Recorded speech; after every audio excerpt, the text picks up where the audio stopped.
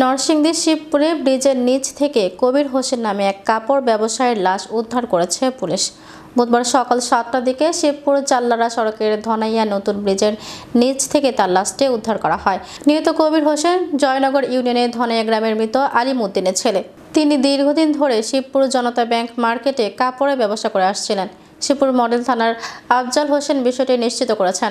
নিহতের পরিবার সূত্র জানা গেছে, মঙ্গলবার রাত 9টার দিকে কবির হোসেন ব্যবসায়িক কাজ শেষে মোটরসাইকেলে বাড়িতে রওনা দেয়। মোবাইল ফোনে কবির অন্য একজনের সঙ্গে কথা বলার সময় অপর প্রান্তের ব্যক্তি বুঝতে পারে ছিনতাইকারীদের কবলে পড়েছেন কবির। পরে অপর প্রান্তের ব্যক্তি কবিরের বাড়িতে খবর দিলে কবিরের স্বজন ও প্রতিবেশীরা খোঁজাখুঁজি শুরু করেন। সারা রাত পরিবারের লোকজন ও পুলিশ তাকে বহু খোঁজাখুঁজি করেও সন্ধান পায়নি। বুধবার সকালে বাড়ি থেকে 1 কিলোমিটার দূরে ব্রিজের নিচে তার লাশ পড়ে থাকতে দেখে স্থানীয়রা। তারা আরও জানান, নিহতের ব্যবহৃত মোটরসাইকেল ও মোবাইল ফোন নিয়ে গেছে ছিনতাইকারীরা। খবর পেয়ে পুলিশ ঘটনাস্থলে গিয়ে তার লাশ উদ্ধার করে নরসিংদী সদর হাসপাতাল মর্গে পাঠায়। শিবপুর মডেল থানার ওসি আফজাল হোসেন বলেন, নিহত কবির ছিনতাইয়ের কবলে পড়ে খুন হয়েছেন। লাশ উদ্ধার করে মর্গে প্রেরণ করা হয়েছে। এ ঘটনায় থানায় একটি মামলার প্রক্রিয়া চলছে।